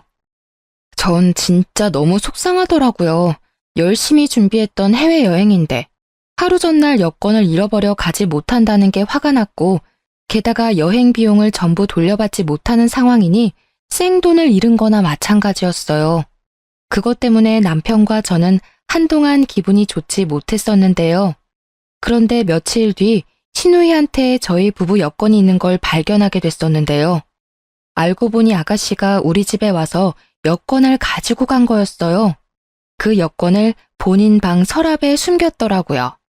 그걸 알게 된 남편은 난생 처음으로 아가씨한테 욕까지 섞어가며 혼냈습니다. 이게 무슨 짓이야? 너 우리 여권 훔치려고 일부러 온 거였지? 너 하나 때문에 돈이랑 시간 전부 날렸어. 너 새언니는 며칠 동안 본인이 여권 하나 잘 못 챙겨서 여행 못 간 거라고 울기까지 한 사람이야. 근데 어떻게 너가... 남편이 큰 소리를 내기 시작하자 방에 계시던 어머님까지 나와서 무슨 일이냐고 물어보셨는데요. 옆에 있던 제가 상황 설명을 모두 했습니다. 그 사실을 듣게 된 어머님께선 아가씨의 등짝을 때리며 화내셨는데요. 야, 할 짓이 없어서 다음날 여행 가는 사람들 여권을 훔쳐가? 그게 사람이 할 짓이야? 아이고, 정말 미친 짓을 했네. 미친 짓을 했어. 초등학생도 안 할 짓을 왜 너가 했냐고. 짜증나잖아. 맨날 새언니는 좋은 옷, 좋은 집, 좋은 회사 다 누리고 살고 있는데 해외여행까지 간다고 하니까 짜증난다고. 나도 해외여행 가고 싶은데 나한테는 같이 가자고 물어보지도 않고 치사하게. 너가 한두 살 먹은 애도 아니고 뭐 그런 걸로 질투가 나서 그런 몰상식한 짓을 해. 너 당장 언니랑 오빠한테 사과해. 당장! 싫어. 내가 사과를 왜 해야 하는데? 고작 여권 하나 숨긴 걸로 이렇게 여럿이서 나한테 이래도 되는 거야? 여권 훔친 걸로만 문제 삼는 게 아니잖아. 너 하나 때문에 우리가 돈이랑 시간 전부 다 날렸어. 그건 어떻게 책임질 건데? 언니 돈 많잖아. 고작 이 여행 비용 때문에 나한테 이렇게 따진다고? 그냥 다녀왔다고 생각하고 그냥 넘기면 안 돼? 다녀온 셈 치면 되는 거잖아. 고작 이런 일로 왜 날 못 잡아먹어서 안달이냐고. 오히려 뻔뻔하게 나오는 아가씨 태도가 정말 어이가 없고 화가 머리 끝까지 나더군요. 결국 남편은 그런 아가씨와 대화를 나누는 걸 포기하고 그런 아가씨한테 사과하기 전까지 절대 볼 생각하지 말라고 경고했어요. 아가씨도 자존심이 있는지 거의 한 달 동안 연락 한 통하지 않았었는데요. 근데 본인도 본인이 잘못한 걸 충분히 알고 있기 때문에 어머님 성화에 못 이겨 우리한테 사과를 하더라고요. 아가씨 때문에 손해본 여행 경비 모두 아가씨가 전부 갚기로 했는데요. 처음에는 안 받을 생각도 잠시 했었는데 오히려 시어머님과 남편이 꼭 받으라고 하더라고요. 그래서 아가씨한테 돌려받은 돈으로 국내 여행이라도 다녀오기로 했죠. 조용하다 싶으면 이런 식으로 사고를 치는 아가씨 때문에 항상 마음이 조마조마하고 받아주기가 점점 힘들었어요. 사실 아가씨는 남편에 대한 애정이 남달라요. 남편도 그런 아가씨를 굉장히 아끼는 편이고요. 워낙 몸이 약했던 아가씨라서 가족들이 유독 애정을 많이 쏟은 편인데요. 아가씨는 가족들 안에서도 남편 말은 잘 듣는 편이고 애교도 많이 부리기도 하더라고요. 워낙 남편을 좋아하고 잘 따르는 편이라서 제가 남편과 결혼한다고 했었을 때 아가씨가 반대를 엄청 심하게 했어요. 내가 남편을 뺏는 사람이라도 된 것 마냥 결혼 초반에는 절 엄청 싫어하더라고요. 지금처럼 말을 섞지도 않았었고 거의 투명인간 취급을 할 정도였어요. 명절이나 어버이날 등등 가족들끼리 모이면 아예 방 밖으로 나오지 않았을 정도라니까요. 시간이 지나면서 자연스럽게 말도 섞고 그렇게 됐지만 여전히 저를 향한 질투가 없어지진 않았었어요. 그런 시누이가 언제 한 번은 절 죽일 뻔한 사건 하나가 있었는데요. 저와 남편은 아이를 그렇게 좋아하지 않아 아이를 가질 계획이 전혀 없는 딩크족이었어요. 시부모님도 그걸 알고 계셨고 아이 가지라고 강요할 생각 전혀 없다고 하셨고요. 근데 나이를 먹다 보니까 아이가 점점 이뻐지기 시작했고 친구들이 아이를 가진 모습을 보니 저도 낳고 싶다는 생각이 들었어요. 남편도 티를 안 냈을 뿐이지 속으로 아이를 갖고 싶어 하는 눈치였고요. 그렇게 저와 남편은 오랜 기간 이야기를 나눈 끝에 아이를 갖기로 했어요. 결혼한 지 약 4년 정도 됐을 무렵에 아이를 갖게 됐었고 시부모님이 굉장히 좋아하셨어요. 사실 하루라도 빨리 손주보고 싶었는데 우리가 워낙 아이 가질 생각이 없다고 단호하게 말해서 속상했다고 하더라고요. 그런 저희가 마음을 바꿔준 게 너무 고맙다고 매일매일 콧노래를 부를 정도였는데요. 근데 시부모님과 다르게 아가씨 반응은 굉장히 좋지 못했었는데요.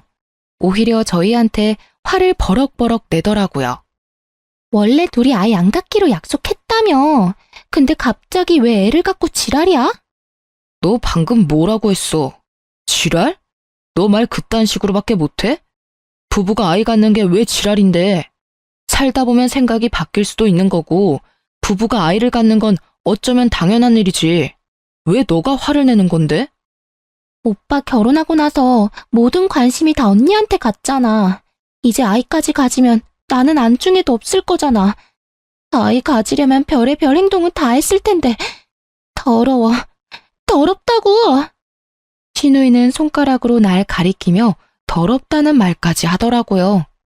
임신을 하기 위한 행위까지 말하면서 더럽다고 말하는 시누이가 더 비정상이라고 생각했어요.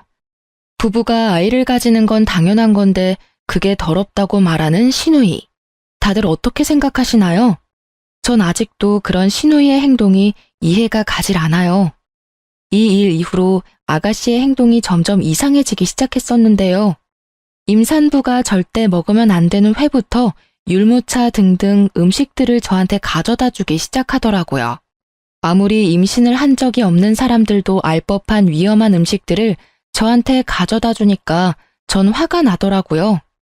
언니, 이거 강어인데 싱싱해요. 맛집에서 가져온 회인데 먹어봐요. 아가씨, 지금 장난해요?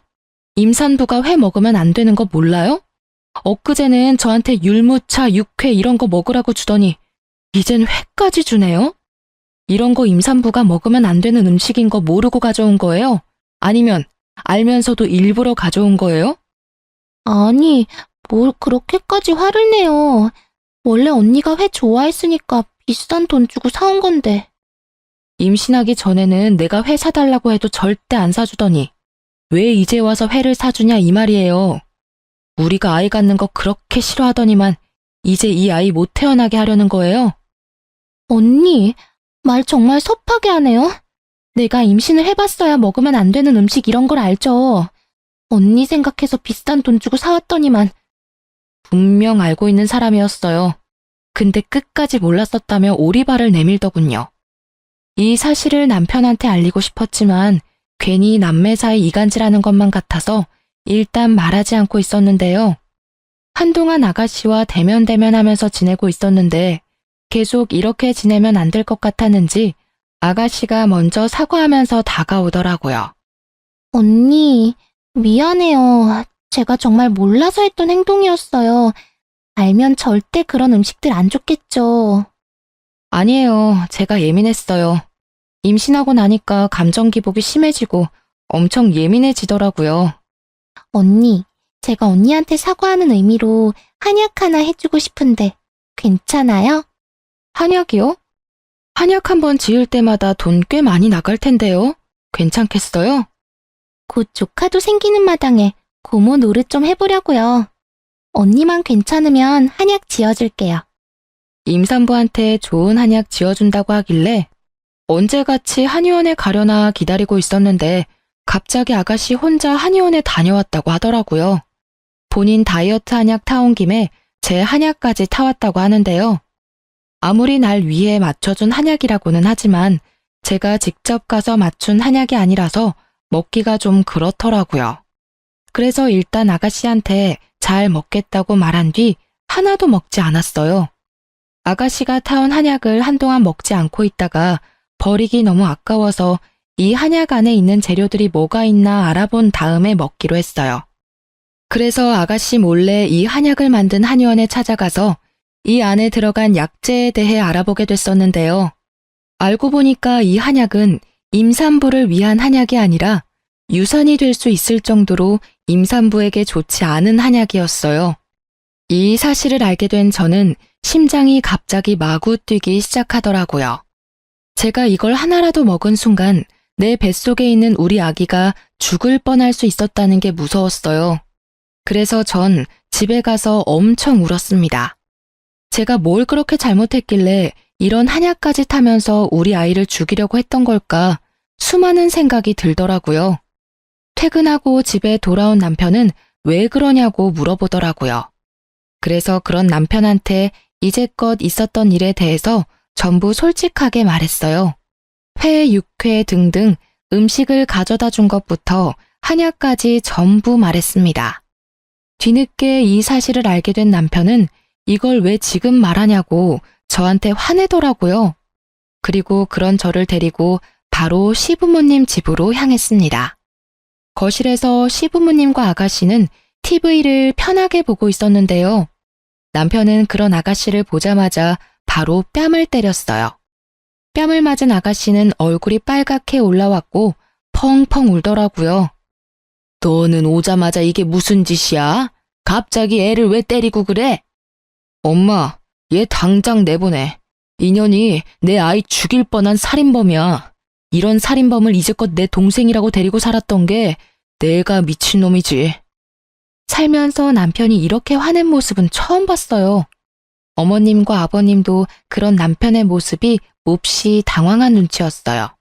아가씨는 엉엉 울기만 할 뿐 그 어떤 말도 하지 않더라고요. 무슨 일인데 그래, 어?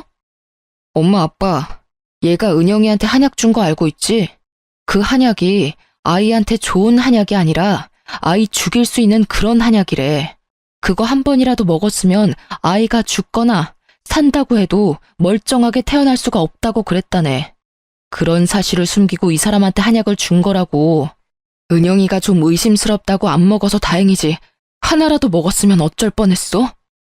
김우영, 그게 사실이야? 어? 너 입으로 당장 말해봐. 네 오빠가 한 말이 사실이냐고. 맞아. 일부러 그랬어. 언니가 너무 싫었거든. 이제껏 오빠는 나만 좋아하고 나만 보살폈는데 그런 오빠가 갑자기 이 여자랑 결혼하고 게다가 아이까지 가졌으니까 그게 너무 속상했어. 이 여자가 내 오빠 뺏어간 것도 열받는데 이제 애까지 생겼으니 날 거들떠보지도 않을 거잖아. 오빠는 내 거라고.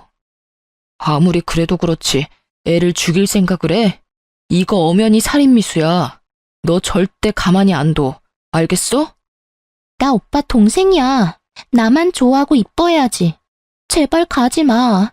나만 좋아해달라고. 나 오빠 정말 좋아해. 정말 좋아한다고. 그런 내가 죽는다고 해도 끝까지 이 여자 편만 들 거야? 아가씨는 거의 미친 사람처럼 남편한테 매달려서 자기만 사랑해달라고 애원을 하더라고요. 남편은 그런 아가씨를 밀치면서 화를 내고 온갖 욕을 다 했습니다. 남편한테 매달리는 아가씨의 모습을 보니 정말 말이 나오지 않더라고요.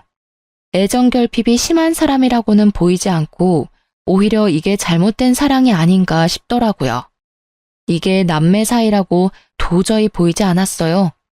속으로 아가씨가 남편을 오빠가 아닌 남자로 보고 있던 게 아닐까? 라는 생각을 잠시 해보기도 했었는데요. 이 사건 이후로 저희 부부는 한동안 시댁에 가지 않았었는데요. 시부모님만 밖에서 따로 만났었어요. 시부모님 집으로 가면 아가씨가 있기 때문에 일부러 피하기 위해 가지 않았었는데요. 이 사건 이후로 시부모님도 그런 아가씨와 대화를 절대 나누지 않는다고 합니다. 그리고 얼마 뒤 시부모님은 큰 고민 끝에 그런 아가씨를 파양하겠다고 하더라고요. 그게 무슨 말이냐고 물었는데 알고 보니까 아가씨는 입양됐다고 해요. 아주 어릴 적에 입양을 했었고 아주 애지중지 키웠다고 합니다. 남편은 그런 아가씨가 입양된 동생이라는 사실을 알고 있었고 그래서 더 잘해줬다고 해요.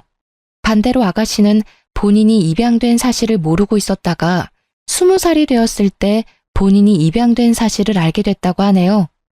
본인이 입양된 사람이라는 것을 알게 된 이후부터 남편에 대한 집착이 더더욱 심해진 거라고 해요. 시부모님은 오랜 고심 끝에 파양을 결정하게 됐고 우리 부부한테 먼저 이 소식을 알려줬어요.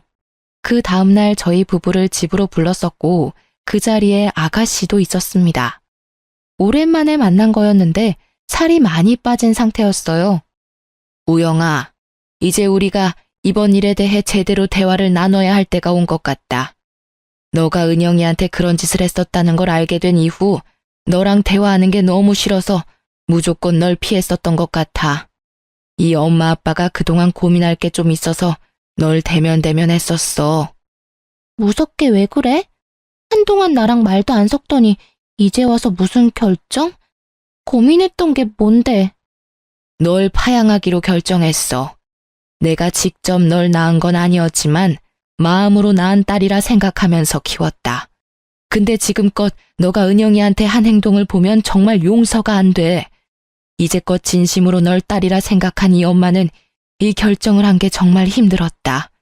근데 너가 한 행동 도저히 이해가 안 가. 내 며느리부터 내 손주까지 둘 다 잃을 뻔했어. 너 하나 때문에. 앞으로 내 며느리, 손주 건강하고 행복하게 하기 위해서는 파양이 답이야. 이 엄마도 너가 용서가 안 돼. 앞으로 우리 가족이 아니라 너 혼자서 살아가야 해. 엄마, 그게 무슨 말이야? 날 버리겠다는 거야? 고작 이 여자랑 이 여자 뱃속에 있는 애 새끼 때문에 날 버리겠다는 거냐고. 오빠랑 아빠도 동의한 부분이야? 왜 내가 버려져야 하냐고. 이제까지 나랑 같이 산 세월이 얼마인데 고작 몇 년 같이 산 이 여자를 안 버리고 날 버리냐고. 나 절대 못 나가. 나 끝까지 엄마 아빠 딸 할 거고 오빠 동생 할 거야. 내보낼 거면 저 여자 내보내. 파양으로 끝난 걸 감사하게 생각해. 너가 우리 아이 죽일 뻔한 사실 경찰로 넘길 생각까지 했었어. 우리 집에 살인자가 있다고 고소하려고 했던 거 그래도 이제까지 너랑 같이 산 세월을 생각해서 여기서 끝내는 거야. 앞으로 너 우리 아이 죽일 뻔한 거 항상 속죄하면서 살아. 이제까지 내가 널 여동생이라고 생각하면서 산 게 수치야, 수치. 앞으로 너 보고 싶지 않아. 그러니까 조용히 꺼져. 이게 다 너 때문에 그래. 너가 책임져. 너 하나만 없었으면 우리 가족 행복하게 살 수 있었어.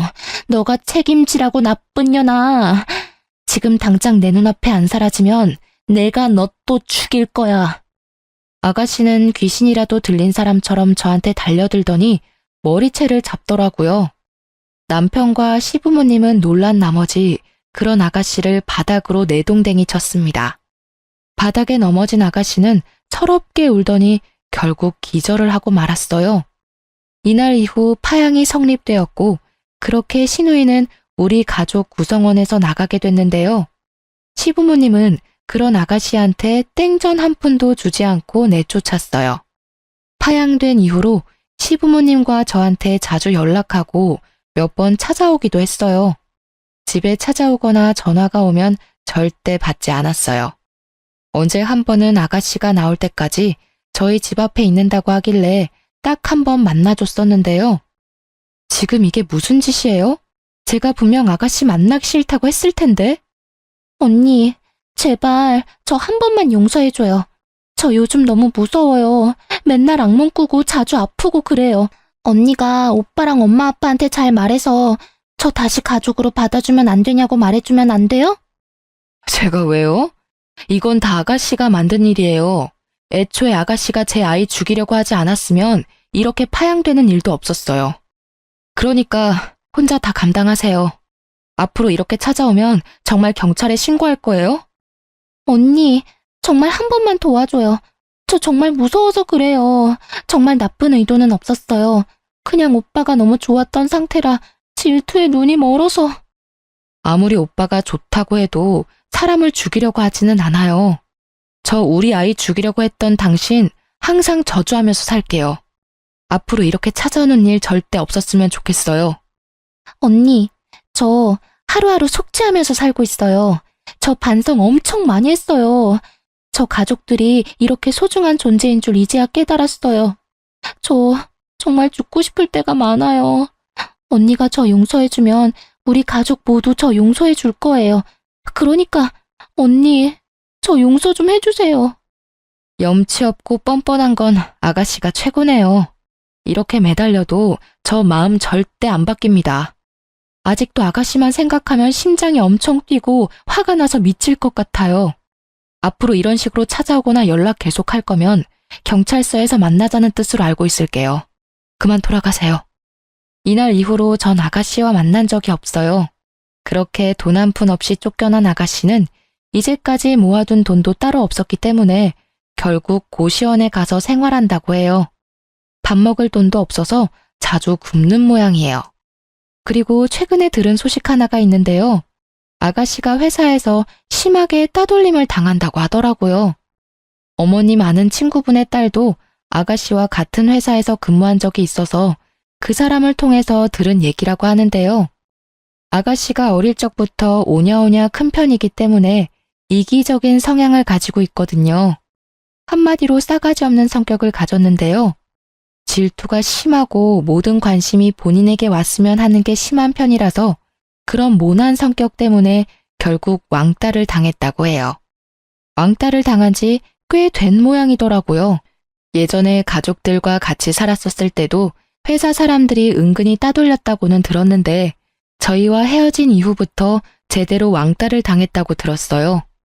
회사 사람들이 본인 일까지 아가씨한테 시키고 정작 일을 다 하면 본인들이 다 한 것처럼 말한다고 해요. 매일 9시부터 10시까지 혼자 회사에 남아서 야근하는 게 일상이었다네요. 아가씨가 다닌 회사는 원래 야근이 없을 정도로 일이 바쁘지 않다고 하더라고요. 그래서 야근 수당도 받지 못했다네요. 게다가 회식 장소를 잘못 알려준다거나 회사에서 보너스가 나오면 그것까지 탐을 내는 회사 사람들까지 있었다고 들었어요. 그리고 화장실에서 볼일을 보고 있는데 양동이에 물을 담아서 아가씨가 있는 화장실 칸에 뿌리기까지 한 적이 있다고 하더라고요. 어린애들이나 할 법한 행동들을 어른들이 그대로 하고 있더라고요. 아가씨가 이직 준비를 하고 있던 무렵에 회사에서 그만두라는 통보를 했다고 해요. 아무래도 이러한 일 때문에 회사 일에도 지장이 가게 됐었고 회사에서 먼저 퇴사하라고 말했다고 하네요. 그렇게 몇 년 다닌 회사를 그만두게 됐었고 게다가 퇴직금도 받지 못했다고 들었어요. 회사에서 못된 마음 먹고 안 주는 모양이던데요. 퇴직금도 받지 못한 상태라서 아가씨는 결국 월세 낼 돈도 없어서 고시원에서도 나갔다고 합니다. 동네 친구나 학교 친구도 없어서 잠시 머물 곳도 없었다네요. 그렇게 지낼 곳이 없던 아가씨는 결국 기숙사 제공되는 식당에서 일을 하고 있다고 하네요. 평소에 꾸준히 일을 해본 적이 없던 아가씨가 식당에서 청소부터 설거지까지 다 한다고 하니 속으로 얼마나 고소하고 행복하던지. 우연히 아가씨가 일하고 있는 식당을 슬쩍 지나간 적이 있었는데 그 식당에서도 여러 이모들한테 구박을 받고 있더라고요. 아무래도 집안일을 해본 적이 없으니 식당 일도 잘 못하는 눈치였어요. 그래도 일은 열심히 하는 것 같아요. 이 일이라도 그만두면 어디 갈 곳이 없으니까요. 항상 시부모님께 사랑만 받다가 이젠 구박을 받으며 살아가는 아가씨를 보면서 사람은 착하게 살아야 한다는 걸 알게 됐어요. 가끔 남편과 시부모님께 아가씨에 대해 물어보기도 해요. 있던 딸이 갑자기 없어진 거니까 속상하지 않냐고 물어보면 다들 절대 속상하지 않다고 말해주세요.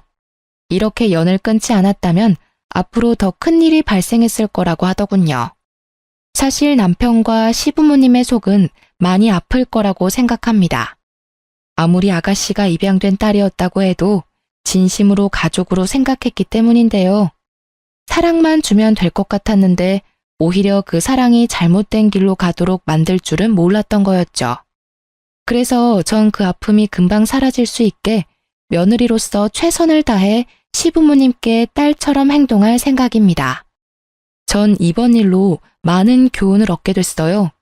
질투가 사람의 눈을 이렇게 멀게 만들 수 있다는 걸요. 지금도 여전히 아가씨 생각만 하면 이가 갈리고 화가 미친 듯이 나는데요. 남편과 시부모님만 생각하면 내가 참는 게 좋을 것 같다는 생각을 아예 안 해본 건 아니었어요. 하지만 내 아이를 위해서라면 참으면 안 됐던 일이었어요. 아가씨 때문에 하나밖에 없는 우리 아이가 죽을 뻔했잖아요. 이렇게 이쁘고 사랑스러운 우리 아이를 못 봤을 수 있었다는 생각에 심장이 쿵 하고 내려앉는 기분이 들고 아가씨가 용서가 안 돼요. 아가씨가 파양된 이후로 얼마 지나지 않아 아이를 낳게 됐었는데요. 건강하게 태어난 우리 아들을 보면 화난 마음도 싹 사라지더라고요. 시부모님과 남편은 우리 아들을 너무 이뻐하는데요. 특히 우리 시어머님은 우리 아들만 보면 세상 좋아 죽으려고 해요. 이렇게 이쁜 우리 손자 못 태어났으면 어쩔 뻔 봤냐면서 하루에도 수십 번 영상통화까지 하고 있답니다. 남편은 최근에 회사에서 승진했어요. 저도 곧 회사로 복귀할 예정이고요. 아이 한 명이 태어나서 그런지 생각보다 나갈 돈이 많더라고요. 때마침 남편이 승진하고 연봉이 오른 덕분에 아이 키우는데 크게 문제될 게 없어요. 그리고 저도 회사 복귀한다면 우리 아들 먹고 싶은 거 더 많이 먹일 수 있을 것 같아요. 제가 회사 복귀하면 시어머님께서 우리 아들 돌봐주신다고 하더라고요. 원래 친정어머님이 봐주신다고 했는데 이건 시어머님이 양보 못한다고 본인이 꼭 키울 거라고 단호하게 말씀하셨어요. 우리 아들 이렇게 사랑받으면서 지내고 있습니다. 아가씨의 빈자리가 느껴지지 않고 우리 가족은 정말 행복하게 잘 살고 있어요. 아들이 태어난 순간부터 어머님과 아버님은 아가씨의 존재를 잊고 사는 것 같아요. 그만큼 우리 아들 존재가 이렇게 큽니다. 한동안 이기적이고 못된 아가씨 때문에 속이 말이 아니었는데 앞으로 남은 인생 정말 행복하게 잘 살 생각입니다. 지금껏 제 이야기를 들어주셔서 감사해요.